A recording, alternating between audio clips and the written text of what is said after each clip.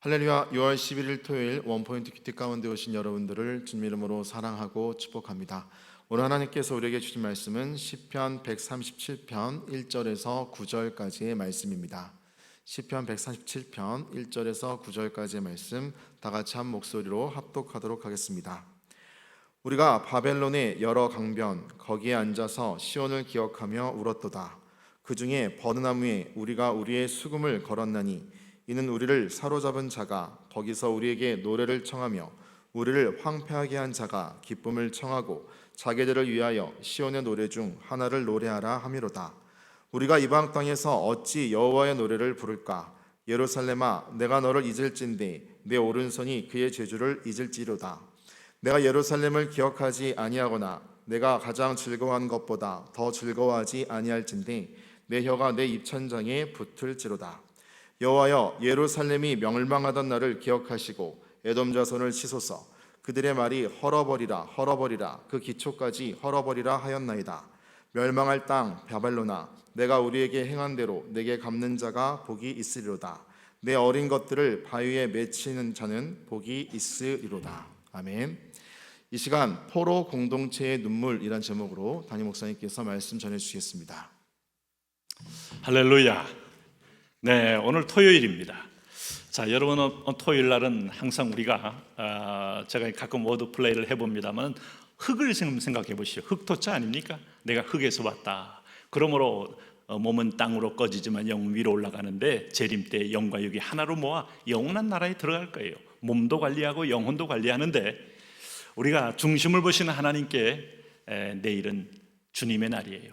주일이라고 말하는 로드스 데이라고 말하는 겁니다. 내 날이 아닙니다. 딴 생각하지 마시고 딴 내 스스로에 대한 어떤 것을 쓰려고 하지 마시고 주님을 먼저 최우선적으로 선택하여 예배에 집중하십시오. 이것이 복의 원리입니다. 안 그러면 이 백성들은 결국 이민족의 포로가 될 수밖에 없어요. 여러분, 이스라엘 백성들이 예배하는 나라 족속으로 제사장 나라로 불림받았지만 예배가 죽으면 존재 이유가 없어요. 그래서 하나님은 주변국을 들어 막대기로 쓰십니다. 인생 채찍, 사람 막대기로 쓰십니다. 그게 바로 바벨론이었지 않습니까?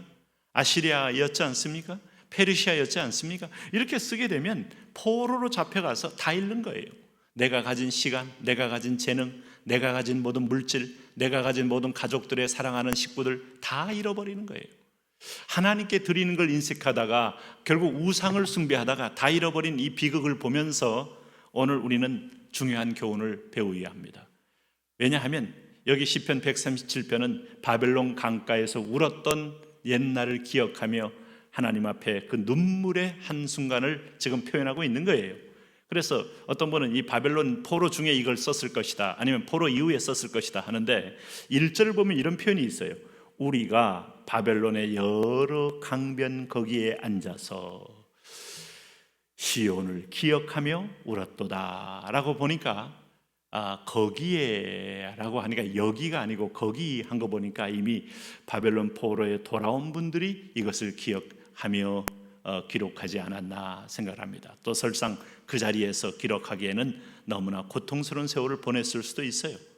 그래서 고향에 원래 예루살렘 성 시온은 예루살렘 성이 있고 성전이 있는 곳입니다. 성전은 바로 뿌리를 계속 추적하다 보면 아브라함이 자기 이삭을 바쳤던 시온산을 말하는 거예요. 하나님과 유일하게 만나서 화목제를 드렸던 곳, 하나님과 인간의 문이 열렸던 자리. 우리 영혼은 하나님과의 관계가 열리지 않으면 갈증이 나고 허망하고 견딜 수 없는 그런 무력감 속에서 비참하게 죽어가게 돼 있어요. 그래서 포로로 잡혀온 생활이 행복할 수 있겠어요? 네? 우리가 뉴질랜드로 이민을 가든 미국으로 가든 아니면 호주로 가든 선택은 우리 자유입니다만은 거기 가서 예배가 죽으면 그 아름다운 자연과 아름다운 복지가 내게 무슨 의미가 있습니까? 그렇지 않습니까? 오늘 그래서 여기 2절에 보니까 그 중에 버드나무에 우리가 수금을 걸었더니 그랬습니다. 그러니까 그때 가서도 노래를 불렀는데 찬양을 부를 수 없어요. 수금, 비파, 소고, 이게 바로 다윗이 함께했던 아름다운 그 하나님의 영이 임하는 성령의 음악들 아니었습니까? 이걸로 연주를 하고 이렇게 타악기를 치고 하나님 앞에 선율로 올려드릴 때 기름 부음이 있었다 이 말이죠. 그런데 그 영혼의 노래를 부를 수 없는 이 갈급함, 사람이 미친다는 게 다른 게 아니에요. 오늘 먹고 싶은 사람 못 먹으면 미치고, 키고 싶은 거 못 키면 미치고, 영혼의 간절한 소망을 풀 데가 없으면 미치는 거죠. 그래서 3절에 보니까 이는 우리를 사로잡은 자가 거기서 우리에게 노래를 청하여 우리를 황폐하게 한 자가 기쁨을 청하고 자기들을 위하여 시온의 노래 중 하나를 노래하라 하미로다.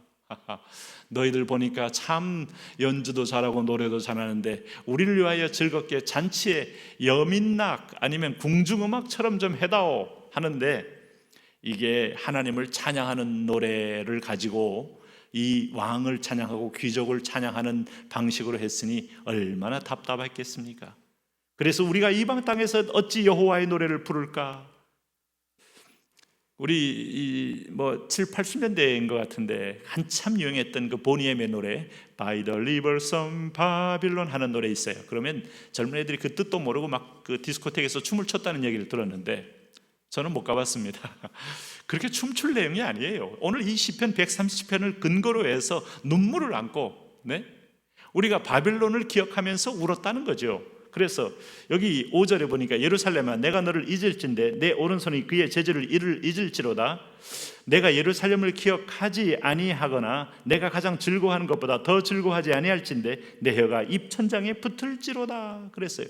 예루살렘을 향한 간절한 마음이 입천장에 이 혀가 붙을 만큼 오늘도 하나님에 향한, 그래서 여러분 찬양이 좀 지겨우십니까? 5절짜리 나오면 피곤합니까? 참으로 우리 영혼이 강팍해진 거예요.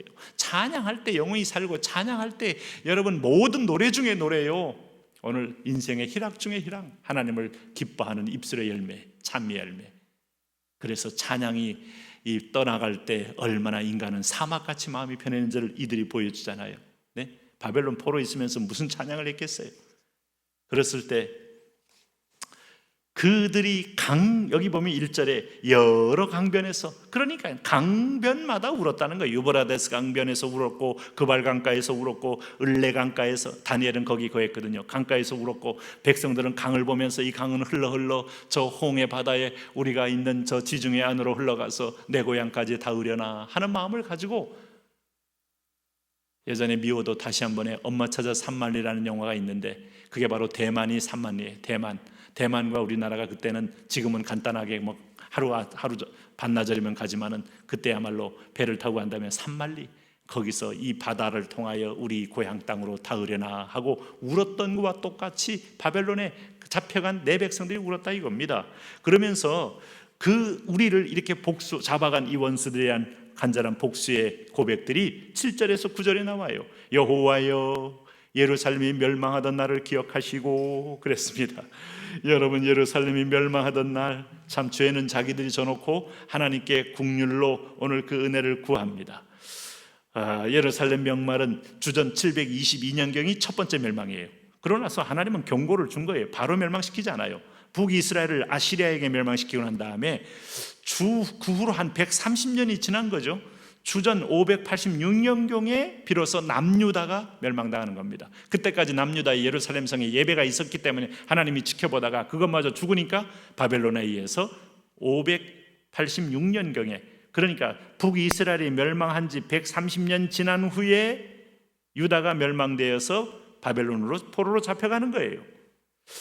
이때 이제 마지막 유다왕 시드기야가 눈 뽑히고 쇠사슬로 묶여서 정말 우리 그 트로트 가운데 있잖아요. 철사줄로 묶여서 공산군에게 끌려갔던 수많은 애국지사들이나 양민들이 있잖아요. 남쪽의 지식인들이 있잖아요. 그렇게 끌려가는 거예요. 전쟁에서.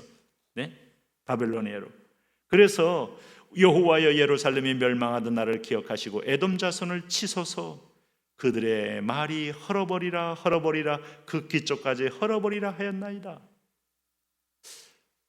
하나님 이런 기도 다 들으실까요? 들으시죠. 그래서 제국은 오래 못 가요. 내 백성을 치는 도구로 썼지만 하나님은 이 도구로 내 백성을 잔악하게 이끌어간 족속에 대해서도 하나님은 더 큰 혐오를 갖고 있어요.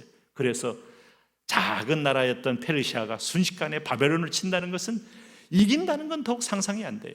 여러분, 필리페 2세가 정말 세계를 제패할 때 영국이라는 것은 아무런 힘이 없는 나라입니다. 무기도 안 되고 근접전에서도 불가능하고 그들에게 있어서는 유일하게 그저 승전점도 안 되고 무기도 안 되니까 대포만 자꾸 이렇게 만들어내면서 대포 기술만 조금 발전했지. 큰 이 스페인의 필리페 2세의 군대들은요, 대포는 문제가 안 됐어요. 그런데 강풍이 불고 그리고 접근할 수 없게 되고 대포를 쐈는데 맞아 떨어지고 배에 불이 붙었는데 깔레 전투에서 순식간에 불이 번지면서 다른 배에 돛반대에 올라서 태우고 하나님이 하는 거예요. 그러면서 완전히 이 대서양의 제해권을 영국에 뺏기면서 영국의 시대가 열렸다. 이건 이미 종교의 타락과 함께 하나님이 촛대를 옮기는 겁니다. 군사력하고 일치하지 않아요. 오늘 그 사람들의 국민적인 역량하고 일치하지 않아요. 오히려 보이지 않는 손이 더 큰 역할을 합니다. 그러니까 바벨론이 멸망할 수 있더라. 하나님께서 이게 그만하면 오늘 아수르를 들어치는 거고 페르시아를 들어치는 겁니다. 그래서 이 고백대로 이루어져요. 그리고 멸망할 달 8절에 바벨론아 내가 우리에게 행한 대로 내게 갚는 자가 복이 있으리로다. 그대로 갚는 자가 등장합니다. 내 어린 것들을 바위에 메어치는 자는 복이 있으리라. 우리 이렇게 당한 거예요. 아이들을 캄보디아의 폴포트가 이렇게 애들 죽였잖아요. 나무에다가 던져서 죽였잖아. 참 이게 역사입니다. 그런데 그렇게 한 잔혹한 자들은 그렇게 또 당합니다. 우리는 하나님 앞에 내 백성은 예배할 때 영화롭고 예배할 때 안전하고 예배할 때 하나님의 큰 축복을 받습니다. 예배 결코 소홀히 하지 마십시오. 세컨드, 서드로 내려가는 순간에 일터에서의 삶에서의 모든 가운데 하나님 제일입니다. 하나님 그렇게 살아 그런 은혜로 그 축복이 떠나지 않는 제사장 나라의 권세와 은혜를 누리며 살게 하여 주옵소서. 예수님 이름으로 기도합니다.